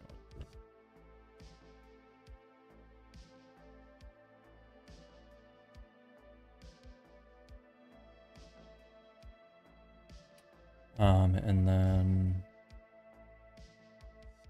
for this one, then, is this being used as well? Other than me typing it there? Yes.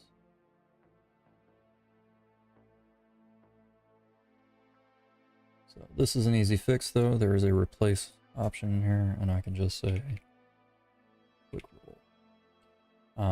So I can replace all that way, or because I have it selected to match the exact casing and everything, or if I really want to be better about it, I can have this clicked into or selected, highlighted, whatever you want to do. And I can do Control Shift and R, and that's going to select every instance of that symbol in this document. And I can now just come in here and edit this to be this. And then I can hit Escape. See, this was being used down here, but now it's actually worked. So now I can actually get rid of one of these. They're redundant. Now we have quick roll and auto roll.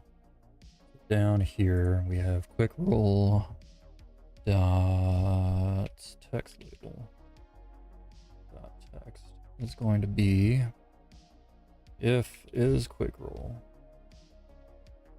then quick roll on,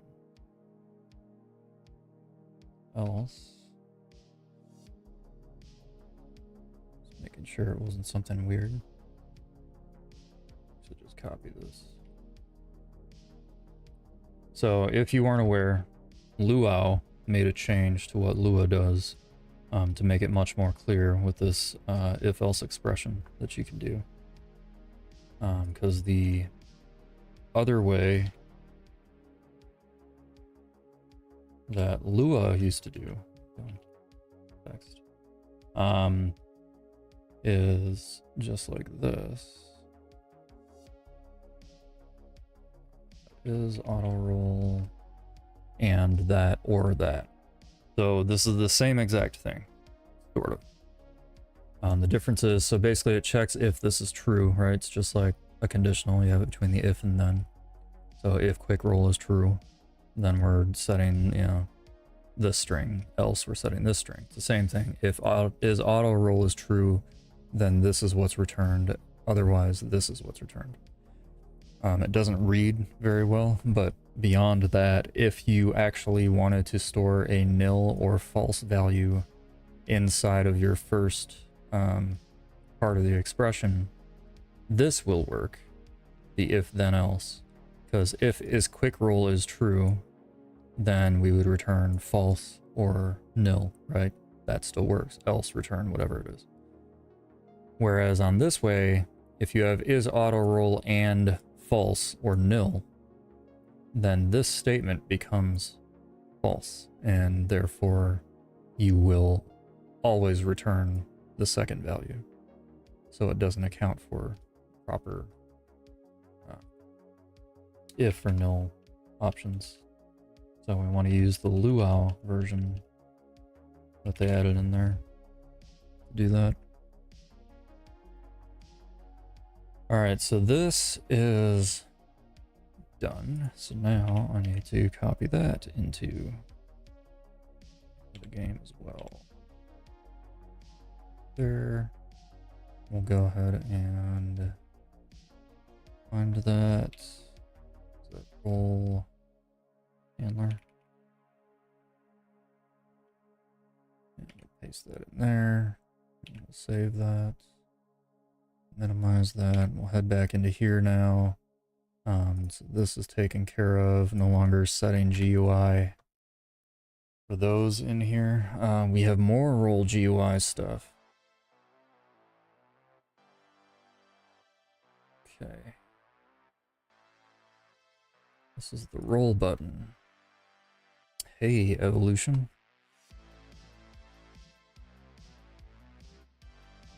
So there was more to do in here, apparently. So in this case, we have, if current roll is 5. Oh, it's a lucky roll. Okay.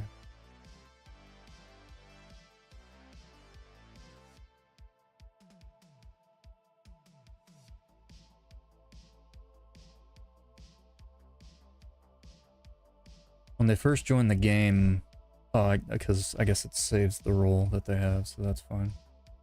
So I'm actually going to include that in here, and this is going to get a little longer, so I'm going to go ahead and break this out to its own stuff here. Oops, wrong place. And we'll pass a third value in here then. And this is going to be if profile dot current roll, right? Yeah. Data dot current roll is 5.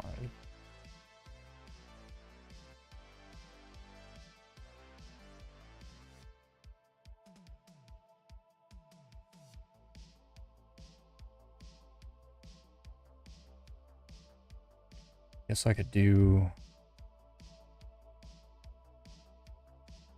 just this specifically. Else.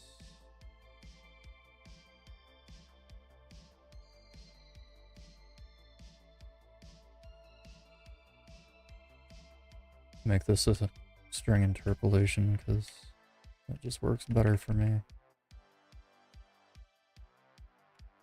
There we go.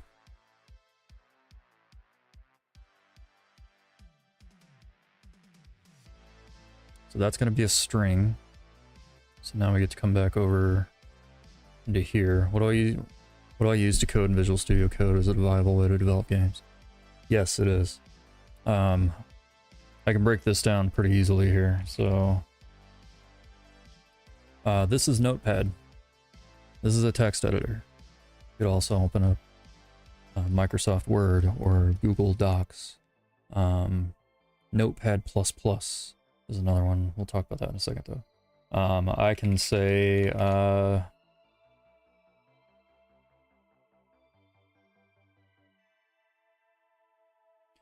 this, and then I can go ahead and print greeting.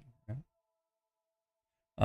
I can save this file as a .luau file or even .lua, but ideally it would be luau because that's what Roblox actually uses, not Lua. And this would work. I could load this into Roblox Studio, and this would run. This would be perfectly the same. But we don't code in Notepad very often in any language because there are better options, including something like Notepad++ supports different coding languages, and just like Studio or VS Code, all that really is giving us is syntax highlighting and auto completion, IntelliSense, error checking, like all the stuff that you expect from a code editor versus which is really just a fancy text editor. So just like going from Notepad to Notepad++, which only offers syntax highlighting, it doesn't offer the error checking, the auto completion, all that kind of stuff. It also offers like auto indentation, stuff like that. So the structure of you can write code decently fine in Notepad++. But just like there's differences between going from using Notepad to using Notepad++, you would want to do that because it's easier to write code in it because it has features that you like or the features that you want to use. It's the same thing with Studio compared to VS Code. VS Code has more features. It has better features in a lot of cases, and does a better job of being a code editor than Roblox Studio does at this time. So that's why I use VS Code for that reason, as well as use version control. The version control is way better in VS Code using Git and GitHub than it is in Roblox Studio. Even as a solo developer, version control is extremely useful. You have a backup of things if nothing else, but also if you work on multiple devices and you code through VS Code, it can be very useful to have your code on the go or pull it up on your phone and make edits to it. In Twitch chat, you can see, oh, that one got deleted actually, but Luca up there, he is one of the developers on another game we're working on, and he is going to be out of town for a while. He's going to be working on his phone. So. I have tried Cursor. I might even still have Cursor installed. I do not, but I do still have a folder for it. Yeah, I've tried Cursor. So here's the thing about AI, LLMs, and code generation. There's definitely a place for them, and vibe coding is certainly a thing, although you have to know what you're doing to have a viable product and actually, you know, make sure that it's not breaking things or that it's working properly, or if a bug does happen, that you either know how to fix it yourself or you have the knowledge to be able to ask the right questions and make the right prompts to the LLM to do something with it. That being said, there is no LLM right now that is good at writing luau code for Roblox. There's some that are passable, but none of them are good. Do not generate code strictly for Roblox luau. The other thing of that is, if you use it for simple functions, it's going to be fine, or simple tasks.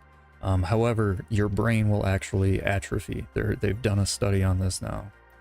People actively using LLMs to essentially replace simple tasks lose the ability to do those tasks themselves. And so simple things like even, you know, just creating a for loop using Cursor, for example, just tabbing through, right? Which Copilot's in VS Code. It's terrible, don't use Copilot. But you know, you can do the same thing. You have tab auto completion, and eventually you're going to get to a point where you're going to be like, I need to manually write an if statement, and I don't even remember how to write an if statement, right? Or for loop, or, you know, something simple is going to be lost to you. And that is a very real thing. So if you want to keep your coding skills sharp, just code. A lot of times, the time that you would save is lost when you have to start mixing larger projects together and stuff. Yeah, don't do that.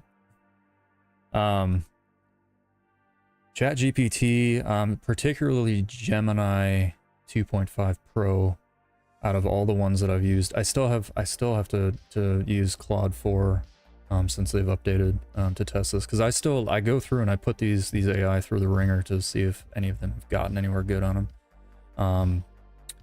Claude was the worst before. Claude 3 was the worst with Luau. But Gemini 2.4 or 2.5 Pro in particular is actually the best in my opinion so far at the moment. But using them as debugging tools or learning resources, or you know, if I have a really long script and I can just come in here and copy it, paste it into Gemini or GPT or whatever, and say, you know, hey, you know, tell me what this is doing, right? If somebody else wrote it and I just need to know what it's doing. Or I can say, hey, can you check if there's any bugs? Hey, are there any optimizations that you can make or that you can point out? Or hey, I'm trying to implement this feature that I need to add based on what this script is doing. You know, let's brainstorm how to do that. Again, then you need to make sure that you have the knowledge that whatever code or whatever suggestions it gives back to you are correct suggestions and good suggestions, because here's the other thing that happens with these LLMs is you have this bell curve, and let's make that smaller actually. Forget my shortcuts on here, it's okay. So you have this bell curve, right? That's terrible. Let's try that again. Something like that. So down here you have the terrible scripters or new scripters, right? They are writing bad code, they're writing bad programs, they're just not doing good jobs. Up here you have your highly knowledgeable, write good, clean code. Everything's, you know, they're senior level developers, right? Like myself, for example. People with lots of experience typically that are just writing good code. And then in the middle, you have your average, right? Just like a regular bell curve. All the LLMs are currently taking your average code, right? So that's fine for now, sure.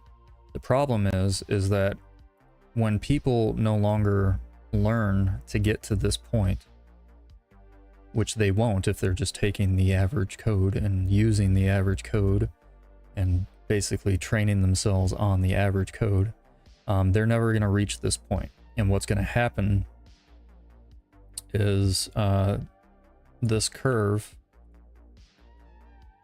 is going to shift down, and your average is going to actually decrease, because everybody's average becomes the new average, and the average already wasn't all that great, so that becomes down. And here's the best part, is now there's a lot more room over here for those of us that have knowledge and actually know what we're doing, and we're much more hireable, right? People are going to seek us out more. We're going to be able to ask for higher pay, higher amounts for commissions and things like that, simply by having the knowledge to be better. And that doesn't mean that we're not using AI. We might use AI. Like I said, I still use it. I'll still, you know, I'll throw code in there, ask it questions, you know, because there's things like going through and reading an entire script, or going through and trying to understand what someone else wrote when it's really bad code. It's going to take me a lot longer to do that than for me to just ask ChatGPT or Gemini or Claude or, you know, any of these other ones, to just say, hey, you know, what, right? And then it's going to give me the answers, and then I can go off of that as I need to. So I still use it. It's still a time saver, but I'm definitely not using it to generate what you would call production code, right? So yeah, that's my take on AI at the moment. Again, it's constantly in swing and whatnot, but all right, so that will take care of this. So now I need to wait because I gotta get this here. Usually use ChatGPT for helper functions and cleaning and organizing codes. Yeah, so that's another thing too with VS Code. There's this extension called Stylua, and by simply using Control S in here, right, to save the file, it will format my code. Another thing to note is to write your code the right way the first time, and then you don't have to even go through that sort of thing. As far as like helper functions and stuff, you're still... A lot of the LLMs that I've tried take that a little too far sometimes, or they don't take it far enough. And I think that there's a situation where you want to make sure that you're always actually putting the thought into it of where that can work. Thanks for the follow. That's the wrong thing. Do I not get my notifications on here? That's stupid. Well, thank you for whatever that was, whoever that was, because I apparently don't have notifications for this pulled up right now. Anyways, but yeah, so the idea of helper functions is typically something where you go, you know, hey, I'm halfway through writing this function, and I go, oh, well, I'm doing a thing that I could just make a helper function out of this, right? And that thought process of doing that. And that's where maybe, yeah, you could then take your function or your code and punch it in and